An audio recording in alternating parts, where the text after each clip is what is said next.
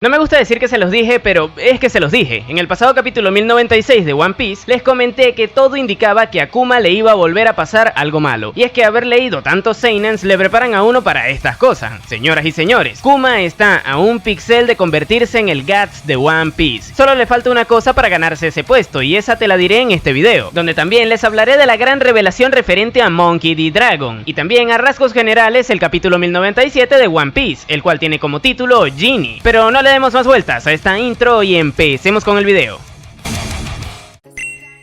Bien, para empezar el capítulo, la portada nos sitúa en lo que vendría siendo una época distinta a la que estábamos en el capítulo anterior. Recordemos que ahí cerramos viendo a Kuma y a Genie de niños juntos en el reino de Sorbet, pero ya ahora les vemos a ambos bastante mayores pescando salmones en un riachuelo. Y es que para empezar, este capítulo abre en una situación que se dio hace 30 años de la actualidad, es decir, 8 años después de lo ocurrido en God Valley. Ahí podemos ver cómo un Kuma de 17 años le retiraba el dolor de sus cuerpos con su fruta a unos ancianos del reino de Sorbet. Debido a que el joven Buccaneer les ayudaba bastante con ello, esa gente comentaba que su mano era la mano milagrosa, dándole así un nombre más a esa parte de su cuerpo. Recordemos que en el capítulo pasado Ivankov le comentó que era la mano de la liberación. Seguramente Oda terminará hilando todo esto con alguna situación que le involucre más adelante, ya que no es casualidad que haga tanto énfasis en una sola cosa. Pero bueno, los ancianos nos dan a entender que esta era una actividad que realizaba Kuma todos los domingos, y debido a esto uno de ellos le pregunta si podría realizar una adicional entre semana también, cosa que hizo que apareciera Genie, que ya en ese entonces tenía 21 años y que, como la mayoría de los personajes femeninos, también tenía su cuerpo de reloj de arena, el cual no tardaron en resaltar los ancianos del sitio al comentarlo, así como también su actitud grosera. Y es que, dada la forma en la que actuaba Genie, se nos marca un contraste con Kuma, siendo el joven una persona bondadosa y caritativa y la chica mucho más asertiva y grosera. Y es que esta característica se deja en evidencia cuando ella le da una respuesta cortante a la petición de que Kuma aumentara la frecuencia en la que aplicaba sus sesiones, esto tomando como argumento que no recibía un beneficio por ello, y que por ende los ancianos no deberían estar exigiendo nada, cosa que sirvió para que una de las viejitas presentes comentara lo ruda que se estaba poniendo la situación económica en el reino, debido a que, con la llegada del nuevo rey, también se aumentaron los impuestos, razón que les limitaba a esos viejitos en cuanto a dinero respecta. Es en ese momento donde también se empiezan a comentar algunas malas prácticas que el gobernante hacía con los prisioneros, las cuales perfectamente le harían ser merecedor de ser conocido como el Rey Tirano, mismo apodo con el que se le conoce a Kuma actualmente, pero de eso hablaremos un poco más adelante. De momento, si continuamos con el capítulo, pasaremos a ver cómo luego de despedirse de los ancianos, Kuma se acercó a una gran burbuja de dolor que había guardado dentro de la iglesia donde vivía, la cual supongo que acumulaba todo el dolor que le extraía a los ancianos durante ese día, y tal como en su momento vimos a Zoro abalanzarse contra la que él mismo le extrajo a Luffy en Thriller Bark, el Buccaneer hace exactamente lo mismo, causándole el suficiente dolor como para derribarlo completamente. Y esto es bastante importante, puesto que luego de haber visto esto, podríamos decir que el épico momento de Zoro en el arco de Thriller Bark se dio producto a que Kuma le quiso poner a prueba más que mandarlo al otro barrio. El que en ese entonces era un Shichibukai simplemente quería ver hasta dónde podría llegar el espadachín, poniéndolo en una situación a la que él mismo se sometía semanalmente, obviamente guardando las distancias, puesto que la burbuja de dolor que se tanqueó Zoro era mucho más grande. Pero ya con esto se nos empieza a construir un poco más la personalidad que tenía el Buccaneer previo a que le extrajeran su conciencia, la cual no termina de calzar del todo con lo que estamos viendo ahorita, ya que entre el joven caritativo que vemos en este capítulo y el tipo frío que sometió a Zoro ante la situación anteriormente mencionada, hay una gran diferencia, pero esta podría haberse dado producto de un desarrollo que probablemente veremos en el futuro, el cual en teoría debería ser detonado por un acontecimiento muy importante que comentaré más adelante. De momento, si seguimos con el capítulo, vemos como posteriormente Genie empieza a curar a Kuma, y es que esta se mostraba sumamente preocupada por él, ya que le afectaba bastante ver cómo ese muchacho que tanto apreciaba se sometía a todo ese dolor. Es en ese momento donde Kuma nos explica un poco más el funcionamiento de su Akuma no Mi, y es que tras extraerle el dolor a un individuo, el mismo tarde o temprano volvería al cuerpo donde se originó si alguien no lo toma por él. Es por esta razón que tras extraer todo el dolor de los ancianos, este lo tomaba por ellos, para que así no regresara a sus cuerpos. Y haciendo una pausa al capítulo, creo que es oportuno resaltar que actualmente los recuerdos de Kuma se encontraban en una habitación de Egghead, en la cual entró Bonnie y posteriormente se introdujo en ellos, razón por la cual a día de hoy estamos viendo este flashback a través de ella. Pero a lo que voy con todo esto es que si en teoría todo lo que se extraiga con la fruta tarde o temprano vuelve a su portador original, claro, esto con la condición de que nadie lo absorba antes, eso querría decir que eventualmente la conciencia de Kuma volvería a su cuerpo. Esto puede que sea así dado el funcionamiento de su fruta, pero también puede que no sea el caso, ya que la misma estaba almacenada en una habitación especial que parecía retenerla. Otra cosa interesante es que luego de que Bonnie viera todos esos recuerdos de su padre, no sabemos si los mismos continúan estando almacenados en ese lugar o si Bonnie los absorbió. Y sé que esto no tiene nada que ver con el capítulo, pero me parece oportuno resaltar esa posibilidad referente a este tema, ya que precisamente en este momento es que se nos aclara un poquito más el funcionamiento de la fruta de Kuma. Pero bueno, si seguimos con el capítulo, luego saltamos en el tiempo unos 5 años más o menos. Ahí vemos como Ginny le propone matrimonio a Kuma y este último le rechaza, pero no porque no quiera a su compañera, sino porque le daba miedo que le ocurriera lo mismo que le sucedió a sus padres, es decir, que su pareja fuera capturada junto a él simplemente por ser un bucanir. Y aquí debo comentarles que así como ya Kuma me había ganado en el capítulo pasado por cosas que expliqué en este video, debo decirles que por esta razón Kuma se está posicionando entre uno de mis personajes favoritos por los momentos. Esto debido a lo bondadoso que es con el resto, no quiere que nadie más sufra a su alrededor, producto a que ya estaba harto de sufrir en su juventud. Tristemente todos sabemos cómo acabará el personaje a pesar de ello, pero aún así no quita que de momento esté siendo un personaje extremadamente entrañable, y esto sí debo aplaudírselo a Oda, puesto que yo creo que nadie se hubiera esperado que luego de más de 500 capítulos lográramos empatizar al menos un poquito con el mismo tipo que separó a la banda en Shabondi. Simplemente este trasfondo está siendo hermoso. Y hablando de cosas hermosas, aprovecho la oportunidad para agradecerle a mis queridos Crazy Lace y Seibi por apoyar mi canal haciéndose miembros. Si les gustaría formar parte de este grupo de patrocinadores, les recuerdo que pueden hacerlo haciendo clic en el botón de unirse o yendo a la pestaña de miembros del canal. Échenle un vistazo, no se imaginan lo barato que sale y lo mucho que me ayudan con ello. Pero bueno, volviendo al capítulo, Kuma, tras rechazar la propuesta de Ginny, le dice que ninguna waifu le apartará del camino de Cristo Rey.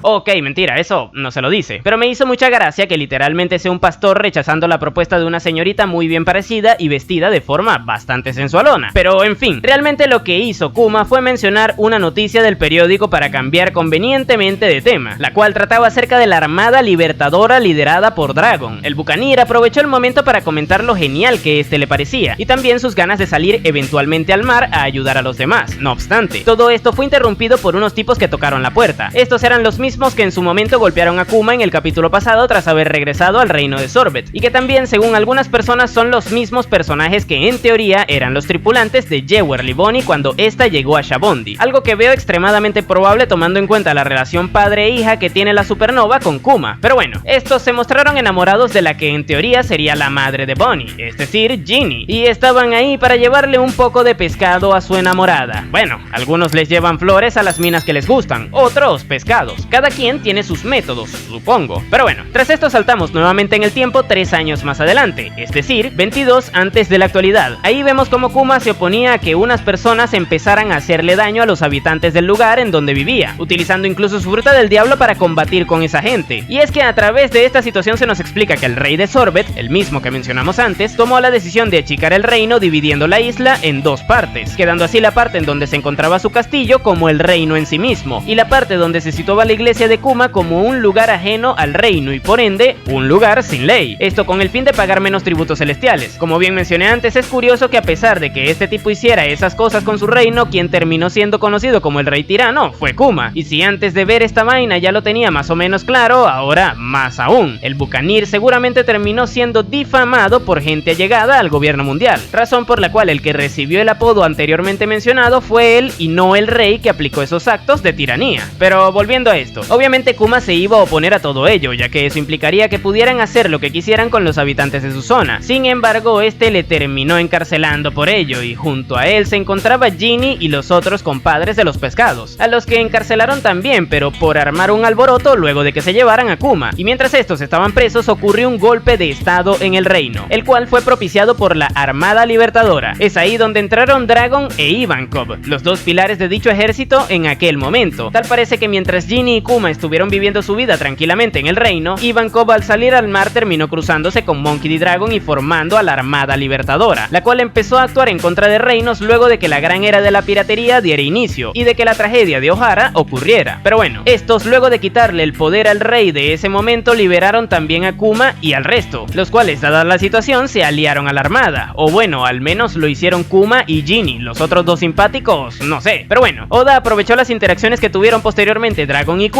para explicarnos un poco más de cómo operaba dicha armada en aquel entonces, la cual no deja de ser la predecesora del ejército revolucionario que conocemos a día de hoy. Y es que en sus inicios esta organización no era otra cosa más que un grupo de mercenarios que se encargaban de derrocar reyes, esto con el fin de obtener los recursos necesarios para consolidarse como lo que conocemos hoy día. En aquel entonces estos le permitían a quienes quisieran unírseles y entrenaban a sus integrantes en el combate y uso de armas. Todo esto gracias a que su líder, Monkey D. Dragon, aprendió de esto en su estadía en la marina. Y es que así como lo escuchan, gente, la revelación de este capítulo no es otra que el hecho de que Dragon fue un antiguo miembro de la marina, algo que en su momento comenté en las cosas que se nos podrían revelar en este flashback. Y esto es algo sumamente interesante, ya que con lo mismo se puede ampliar bastante más ciertas situaciones con personajes como Garp o como también con el propio Akainu. Pero profundizaré más en esto en un video aparte que sacaré en este fin de semana. De momento quedémonos con que Dragon fue un antiguo marín que se retiró debido a que no encontró la justicia que buscaba en dicha organización, y Kuma al escuchar esto se decide a seguirle para luchar a su lado y así poder cumplir su objetivo que mencionó previamente, el de lanzarse al mar para ayudar a las personas. Pero a pesar de ello, este periódicamente regresaba al reino de Sorbet para ayudar también a los habitantes del lugar. Esto lo vimos a través de un salto temporal de 8 años que nos sitúa en 14 años antes de la actualidad. Es en ese momento donde vemos como Ginny, que tenía unos 35 años más o menos, ya era una de las comandantes del ejército revolucionario, más específicamente la comandante del Mar del Este, puesto que veríamos ser ocupado en la actualidad por Belo Betty. Pero bueno, resulta que esta se encontraba muy contenta por tener que reunirse con Kuma nuevamente. Sin embargo, desde la lejanía vemos cómo se acerca a alguien del que solo vemos sus piernas. Y tras esto, en la parte final de la última página pasamos a Dragon, quien a diferencia de cómo se mostraba anteriormente ya poseía su tan característico tatuaje en la cara. Este recibió la noticia de que la comandante Ginny había sido capturada. Y aquí hay un par de cosas que comentar. La primera es la que mencioné al inicio del video. Kuma está a un pixel de convertirse en el Guts de One Piece, gente. Y esto se debe a que el tipo, al igual que su equivalente en Berserk, tuvo una vida condenada desde que nació, la cual le llevó a tener que lidiar con un montón de desgracias a lo largo de su juventud. No conforme con tener que superarlas como buenamente pudiera, ahora también le van a fulminar a la waifu. Y es que, bueno, todos sabemos lo que le ocurrió a la pareja de Guts, y si no lo sabes, pues te recomiendo a no enterarte hasta que te leas el manga. Aunque bueno, toma tus precauciones porque bueno, la cosa está un poquito ruda ahí. Pero bueno, aunque yo personalmente no creo que Oda se vaya a atrever a tanto con la situación que está planteando con Ginny, la realidad es que el simple hecho de que esta terminara pasando al otro barrio de una forma trágica, cosa que predije desde la semana pasada al verlos a ambos estando felices juntos, le haría justo merecedor de ser el equivalente de Guts de Berserk, pero en One Piece, ya que nadie en su historia ha sufrido tanto como seguramente lo terminará siendo el pobre señor con sombrero de orejas de oso. Y es que pónganse a pensar, lo llevaron a Mary Joyce desde recién nacido prácticamente, le desaparecen a la madre y a saber qué clase de cosas le hacían a ella, le meten una bala en la cabeza al padre al frente suyo, luego como puede se libera y consigue ser feliz con una waifu, y justo cuando todo estaba yéndole bien se la secuestran, y a todo esto hay que sumarle que la tuvo que rechazar en su momento porque no quería que le ocurriera lo mismo que a sus padres, y aún así la cosa no terminó bien. Simplemente este sujeto es la viva representación del sufrimiento en esta historia, gente. Probablemente debido a lo que le ocurrirá a Ginny, el personaje pasaría de ser alguien enteramente benevolente y amigable al Kuma más frío y cruel que vimos en su momento en Thriller Bark. Y es que no es para menos, ya que después de sufrir tanto, normal que se hartara de ser una persona completamente bondadosa. Pero bueno, además de eso, la otra cosa que quería comentarles era que muy probablemente conozcamos al personaje que se llevó a Ginny, y esto se debe a que ya nos mostraron parte de su silueta sombreada antes de que lo hiciera, y Oda ya ha aplicado una vaina parecida previamente, ya que en la mini historia del Yerma así también nos mostró la llegada de los invasores de Whole Cake, los cuales terminaron siendo Aokiji y Van Augur, a quienes ya conocíamos previamente. Probablemente ya conozcamos a este personaje, ya que si no, Oda no se hubiera molestado en ocultárnoslo de la misma manera. Pero bueno, ¿tú quién crees que podría ser? Y más importante que eso, ¿qué te pareció el capítulo? Déjamelo en la caja de comentarios. A mí me pareció muy bueno, de hecho, mucho mejor que el anterior incluso. Pero en fin, les comento que sí habrá capítulo en la siguiente semana, y mientras lo esperan, qué mejor que echarle un vistazo al resto de mi contenido. Ahora sí, sin nada más que decir, tú puedes llamarme Napo y nos vemos